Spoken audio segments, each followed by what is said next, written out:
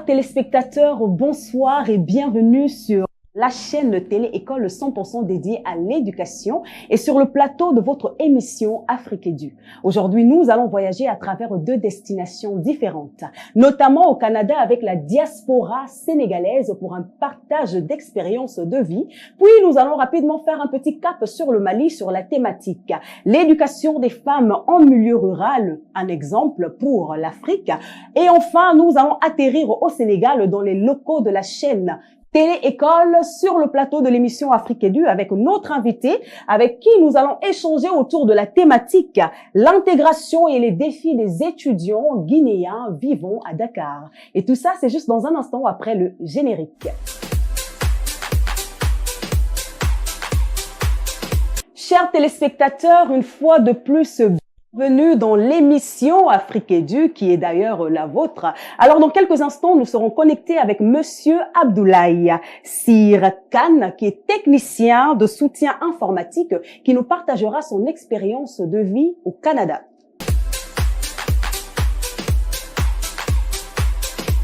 Bonsoir, Monsieur Abdoulaye. Merci d'avoir accepté l'invitation dans l'émission Afrique Édu. Comment allez-vous?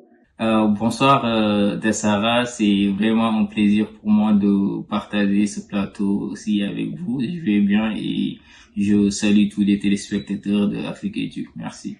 Merci beaucoup, Monsieur Abdoulaye. Alors, vous êtes résident au Canada depuis déjà longtemps. Quelles ont été vos premières impressions dès votre arrivée ou encore qu'est-ce qui vous a le plus marqué ou surpris? D'accord. Bon, je suis résident au Canada depuis pratiquement 2 ans.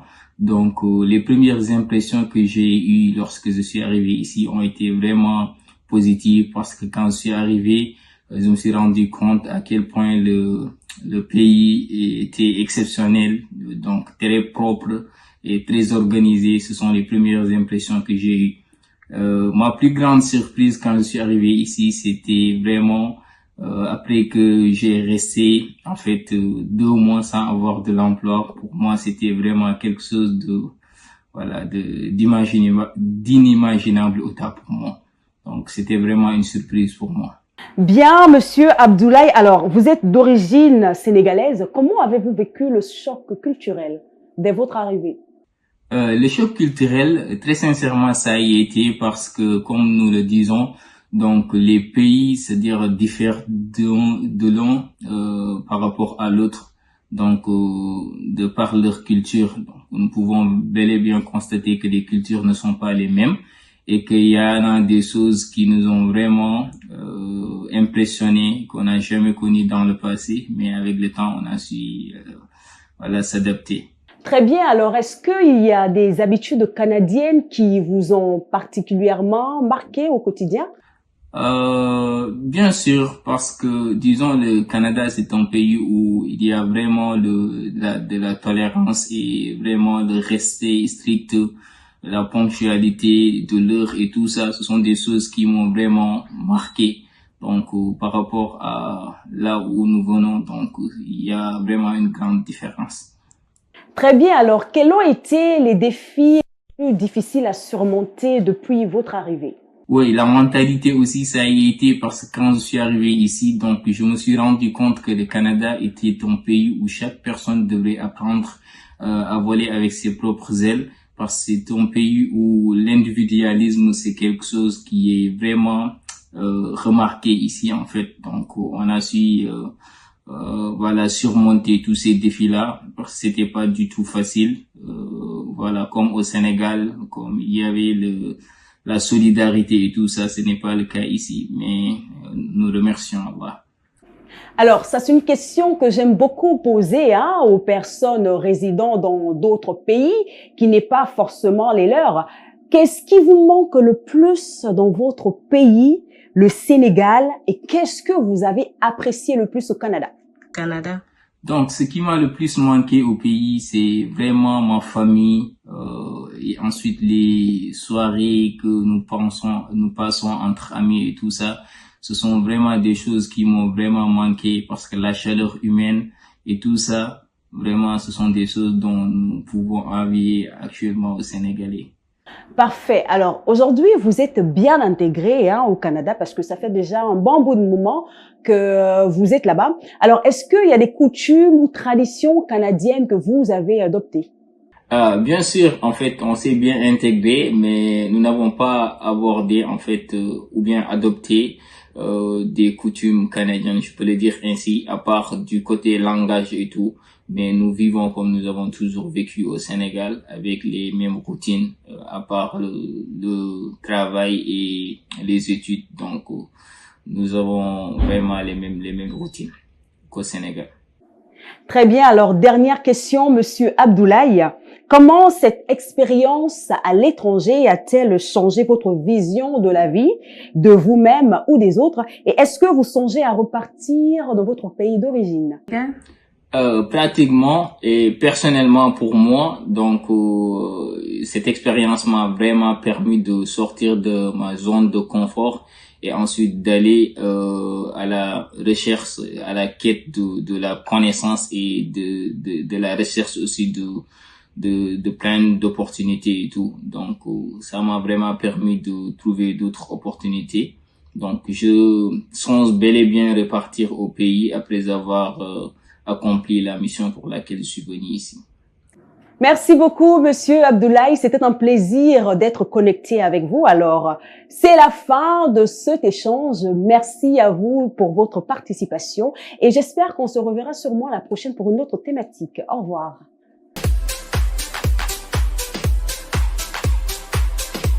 Chers amis, le voyage au Canada vient de prendre fin, alors sans plus tarder, faisons rapidement un petit saut au Mali sur le thème l'éducation des filles en milieu rural au Mali, modèle pour l'Afrique, avec Madame Astan So, qui est journaliste, reporter d'images à Advance TV au Mali. Dans quelques instants, nous serons connectés avec elle.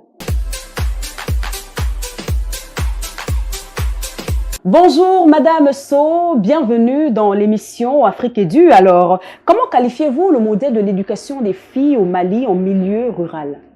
Alors, il est très difficile de se prononcer sur cette question d'éducation en milieu rural parce que les réalités diffèrent beaucoup du monde urbain.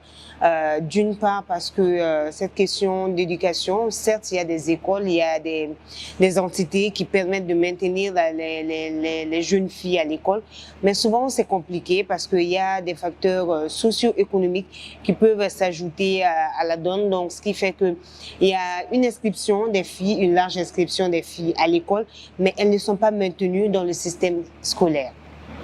Bien, alors, quels sont les principaux obstacles qui entravent l'éducation des filles dans ces zones rurales? Alors, en milieu rural, il y a beaucoup de facteurs parmi lesquels ce qu'on peut citer, c'est que d'abord, le milieu rural a ses principes de vie. Parce que dans le milieu rural, la femme est au début, au milieu et à la fin. Notamment par les activités du quotidien, les travaux ménagers, aussi les travaux champêtres, le fait d'aider les parents, ce qui fait que la femme est confrontée à beaucoup de difficultés, non seulement dans le fait d'apprendre, mais aussi dans le système en entier. Je m'explique. Parce qu'une jeune fille dans un milieu rural, la jeune fille à un certain âge est appelée à être mariée, même si c'est pas son premier désir. Il y a ce facteur. Le second facteur qui peut se poser, c'est que bien souvent la question économique est un frein. Elles ne peuvent pas rester très longtemps sur les bancs parce qu'il faut aider les mamans, il faut aider les papas dans les travaux champêtres, mais il faut à un certain moment aussi quitter le cocon familial pour venir dans les grandes villes. Venir dans les grandes villes et travailler en tant qu'aide ménagère, même si c'est pour un temps, certaines prennent du plaisir à rester dans les grandes villes. Donc, ce qui fait que elles, au retour, elles n'auront plus envie de reprendre l'école. Et il y a d'autres aussi qui sont confrontées à cette question de mariage. Une fille dans la culture même du monde rural, c'est que la jeune fille est appelée à être mariée. Donc, souvent, c'est pas son premier choix. Elle fait l'école jusqu'à un certain niveau. Mais l'obstacle se pose souvent sur décision du père, sur le patriarche, qui décide qu'à tel moment, elle doit arrêter forcément les études pour soit venir dans les grandes villes et travailler en qualité d'aide ménagère, ou soit en qualité d'épouse, parce que elle est aussi appelée à fonder un foyer. Et on sait aujourd'hui dans le monde rural que les jeunes filles se marient très tôt, très tôt. Merci pour la réponse, Madame So. Alors, qu'en est-il des traditions ou normes culturelles? Quel rôle jouent-elles dans la persistance des inégalités éducatives entre hommes et femmes au Mali? Et comment peuvent-elles être transformées en levier pour le changement? La conception du foyer, du mariage est très ancrée encore dans le monde rural, ce qui fait que même si une fille elle est instruite, ça va pas loin, puisque elles n'ont pas de débouchés. Les écoles s'arrêtent la plupart du temps en classe de 9e avant le lycée, donc ce qui fait que c'est très compliqué pour celles-ci de rester sur les bancs, et ce qui constitue un gros facteur, un goulot d'étranglement par rapport à leur développement personnel. La solution pour certaines localités, c'est de créer des coopératives qui les aident au moins à avoir un minimum de connaissances, le minimum sur les calculs, les chiffres, comment lorsqu'elles sont, par exemple, réunies en coopérative, comment est-ce qu'elles peuvent aller dans les institutions financières, avoir des prêts, et comment est-ce qu'elles peuvent s'organiser en coopération, avoir des travaux maraîchers pour subvenir aux besoins de la famille, parce qu'il faut reconnaître que dans la plupart du temps, les charges reposent sur la femme. Merci bien, ma chère Madame So, pour cette réponse. Alors, quelles sont les initiatives locales ou internationales qui ont été mises en place afin d'améliorer l'accès des filles à l'éducation dans les zones rurales maliennes? Alors, il y a un projet qui me vient particulièrement en tête, même si le projet est en phase expérimentale. Il s'agit d'un projet de responsabilité sociale d'une entreprise malienne qui se fait appeler IBI Smart School. Le projet a décidé d'amener l'éducation dans les zones reculées, et aussi on sait que le Mali depuis plus d'une décennie est confronté à une crise multiforme sécuritaire dans son ensemble. Donc, ce qui fait que le projet a décidé de ne pas éduquer les filles, les enfants de manière générale de façon conventionnelle. L'éducation se fait par des enseignants qui sont dans les grandes villes et qui dispensent des cours via des tablettes connectées. L'entreprise, avec l'appui de l'État et de certains partenaires techniques et financiers, amène des tablettes connectées, des écrans, pour permettre à ces enfants d'avoir la connexion au débit, d'avoir des tablettes à leur disposition pour étudier et s'inscrire dans une certaine continuité. Donc, ce qui fait que ce projet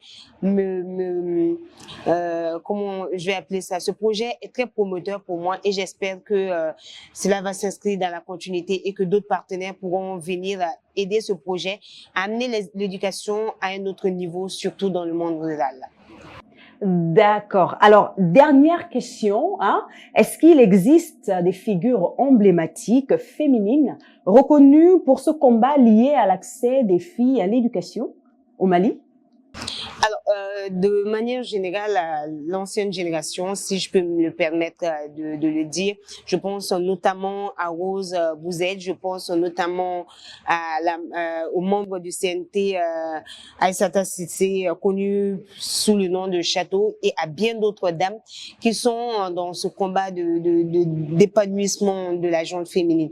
Et je pense notamment aux interprofessions de certaines organisations agricoles qui aident énormément les femmes, les institutions de microfinance, parce que les banques ne sont pas très présentes dans le milieu rural, mais je pense notamment à ces institutions qui aident à travers des figures de proue, on ne saurait citer le nom de tout le monde ici, mais qui aident énormément à ce que les femmes puissent arriver à l'épanouissement économique, si on peut le dire ainsi. Parce qu'aujourd'hui, la question de l'éducation se pose de moins en moins, même si elle est au cœur de l'autonomisation. On tend sur la problématique de l'autonomisation des femmes, une autonomisation économique, notamment avec des projets qui peuvent accompagner ces dernières dans la réalisation d'activités, dans l'acquisition de prêts bancaires, pour que celles-ci puissent à leur niveau et à plus grande échelle, contribuer au développement et au rayonnement du monde dans lequel elles se trouvent. Merci beaucoup, Madame So. C'était tout pour cet échange. On vous souhaite plein de belles choses et à la prochaine. Merci pour l'invitation. Chers amis, le voyage au Mali aussi vient de prendre fin. Alors, dans quelques instants, nous serons connectés sur le plateau de l'émission Afrique est due avec notre invité spécial de jour. Alors, à tout de suite. Chers amis, nous sommes de retour sur le plateau de l'émission Afrique est due avec notre invité de marque, Monsieur Mamadou Diallo Dulde. Bonsoir. Oui, bonsoir, madame. Bienvenue à toi. Merci. D'accord, ça va? On est confortable, on se sent à l'aise. Oui, merci pour l'accueil. D'accord, très bien. Alors, Monsieur Mamadou, vous êtes président de l'amicale des élèves, étudiants et stagiaires guinéens à Dakar. C'est bien ça? Au Sénégal, oui. Bien sûr, au Sénégal. Vous êtes aussi titulaire de 2 masters et doctorant en analyse statistique et application à l'université Cheikh Anta Diop. Oui, c'est bien ça? Très bien. Alors, vous êtes au président de l'amicale. Quel rôle principal joue cette amicale des Guinéens à Dakar, au Sénégal, si vous voulez? Merci beaucoup, madame. Alors, je commencerai par bonsoir à tous ceux qui nous regardent au niveau de Télé-École. Donc, comme vous avez dit, le rôle de l'amicale des élèves étudiants stagiaires guinéens au Sénégal, c'est justement faciliter à nos membres l'intégration au niveau des instituts et universités au Sénégal, mais aussi l'intégration au niveau, à la base, autrement dit, avec la communauté sénégalaise et les autres communautés, puisque on sait qu'il y a assez de communautés étrangères au Sénégal. Donc, c'est faciliter justement cette intégration. Ok, faciliter l'intégration. Parlons d'intégration, nous allons y revenir. Comment vous soutenez la communauté guinéenne qui est ici, qui réside ici à Dakar? Par quelle action, je veux dire? Merci beaucoup. Donc, l'objectif principal d'abord pour notre organisation, c'est pour les membres, autrement dit les élèves, les étudiants et les stagiaires. Mais au-delà de ça aussi, nous faisons des activités qui impactent, en tout cas dans le sens d'apporter des soutiens à la communauté guinéenne en général, en faisant des activités communautaires et éducatives et culturelles. Ok, activités communautaires, éducatives et culturelles. Mais dans la mise en place de ces activités-là, quels sont les défis auxquels vous faites très souvent face et comment l'association y répond-elle? Alors, les défis, nous avons beaucoup de défis parce que vous savez que la Guinée, en tout cas, fait partie des pays les plus représentés aussi au Sénégal en matière de population. Bien. Donc, on a beaucoup de défis à ce niveau-là. Mais nous faisons le maximum quand même en initiant des projets qui peuvent toucher directement la communauté. Autrement dit, nous faisons des activités communautaires, comme je le disais tantôt, don de sang, donc ça impacte directement la communauté. La communauté. Oui, pas que guinéenne, mais en général. Toutes les autres communautés, bien sûr. Toutes les autres communautés. D'accord, d'accord. C'est très, très bien. Mais quand on parle, enfin, vous êtes président de l'amicale des étudiants élèves et stagiaires résidant au Sénégal. Oui. Alors, qu'en est-il bien sûr de tous les autres Guinéens qui vivent au Sénégal? Est-ce qu'il y a une communauté ou une association pour directement les représenter?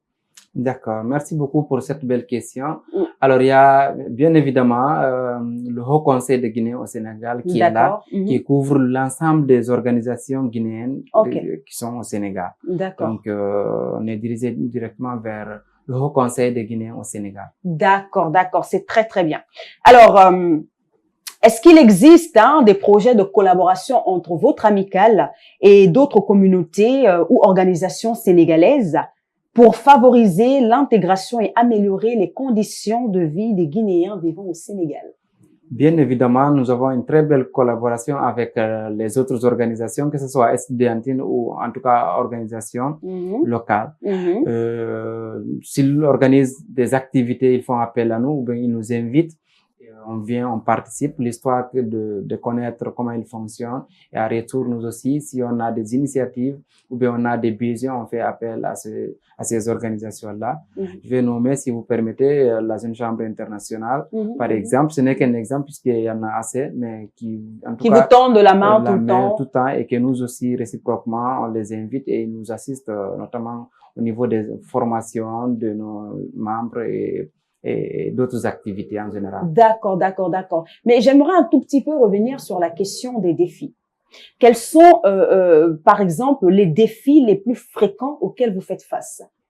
Alors, les défis dont nous faisons face, Mhm. d'abord, le premier défi, c'est l'intégration de jeunes dans les différentes universités ou bien les différents instituts. Parce que D'accord. l'objectif, d'abord, aux étudiants guinéens qui viennent ici, c'est pour étudier. Mm. Et par la suite, pouvoir, en tout cas, intégrer au niveau de la communauté pour pouvoir, en tout cas, vivre dans de bonnes conditions et autres. Et autre chose, c'est assister aussi la communauté guinéenne en général, puisqu'il y a toujours des défis, comme vous le dites. Et la Guinée fait partie, en tout cas, les pays les plus représentés ici au Sénégal. Donc, il y a énormément de défis, mais nous essayons quand même de les relever. D'accord, mais est-ce que vous faites très souvent face aux défis financiers? Ah oui, donc à ce niveau-là, il y a un grand souci par rapport à ça. C'est toujours un défi parce que, comme vous le savez, c'est une organisation à but non lucratif, à la base qui Exactement. n'a pas forcément un budget Exact. donc de fonctionnement.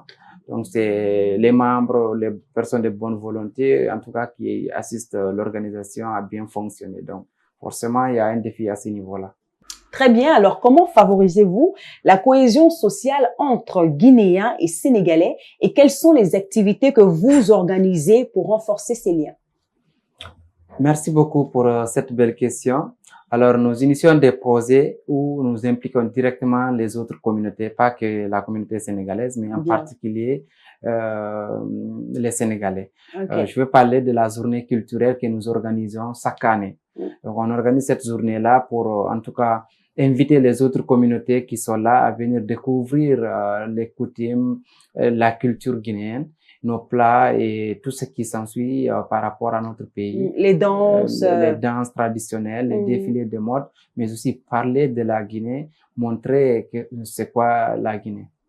Très bien, très bien. Alors, comment se passe le marché de l'emploi en Guinée comparé à celui du Sénégal? Alors, moi, ça fait un moment quand même que je suis là au Sénégal. Ça fait combien de temps déjà? Bon, ça fait maintenant 6 ans comme ça. Oh, ok. Donc, ça fait un moment quand même, Ok, mais je prends les nouvelles puisqu'on a toujours des membres qui terminent et qui rentrent souvent. Donc, nous connaissons un peu quand même comment ça marche. Et donc, il y a toujours un défi. Hein. Après les études, les jeunes, on est toujours confrontés à ce problème-là. D'ailleurs, ça fait partie de l'objectif de notre organisation. Avant que l'étudiant ne sorte, qu'on puisse en tout cas tirer des partenariats avec des entreprises ou bien pourquoi pas avec l'État pour faciliter un peu l'intégration des jeunes à ce niveau-là. Ah, c'est très très bien, mais enfin. Dans cette question, ce que je voulais savoir, c'était est-ce que c'est plus facile d'obtenir un emploi ici au Sénégal qu'en Guinée? Alors là, c'est un peu complexe parce que ça dépend des opportunités. Tout ce que je peux dire actuellement, la Guinée, avec le projet Simandou dont nos autorités parlent souvent, selon nos informations, il y a beaucoup d'opportunités liées à ce projet-là. Et nous espérons qu'ils pourront en tout cas tirer profit. Mais pour dire exactement le nombre... Là, il faut faire une comparaison palpable, c'est un peu difficile. C'est un peu difficile étant donné que depuis quelques temps, je suis là. D'accord, c'est très très très bien. Alors justement, vous avez parlé du projet que le gouvernement est en train d'organiser. C'est quoi déjà le nom? C'est le projet Simandou 2040. Ok, Simandou 2040. 2040. Mais à quel niveau est le projet? Est-ce qu'on a déjà commencé à voir certains résultats par rapport à ça ou pas encore? Oui, bon, ils ont commencé déjà au pays, tout le monde en parle. Et nous aussi, on essaie quand même de s'imprégner un peu du projet, voir réellement ce qui est. Et parce que des fois, on peut parler beaucoup, mais est-ce que c'est la réalité? Mais selon nos informations, quand même, le projet a déjà démarré et il y a beaucoup d'opportunités pour les jeunes à ce niveau-là. Et nous espérons que cela va profiter pour non seulement les jeunes, mais aussi pour la population guinéenne. D'accord, c'est très très bien. Alors, en tant que président, quel est votre message de fin envers les étudiants, toute la communauté qui vous regarde ou qui vous prend vraiment comme un modèle? Merci beaucoup pour l'opportunité, en tout cas, chers compatriotes, chers jeunes élèves, étudiants stagiaires guinéens au Sénégal. Mon message, c'est justement prendre au sérieux les études parce que c'est l'objectif principal. Si on voit un pays développé, c'est justement parce qu'il y a une jeunesse bien formée derrière. Donc, je vous encourage vraiment à prendre du sérieux par rapport à vos études, par rapport à tout ce que vous faites et intégrer aussi les organisations pour pouvoir en tout cas avoir beaucoup d'expérience et avoir un réseau un peu large par rapport à l'Afrique et pourquoi pas du monde. Et autre chose, conjuguer le même verbe s'aimer, s'unir pour enfin qu'on puisse relever les défis que nous avons tous.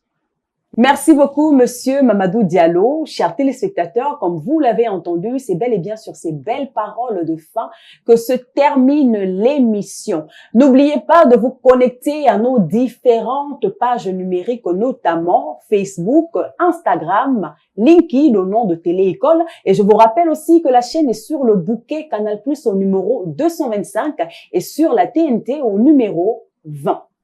Merci et au revoir.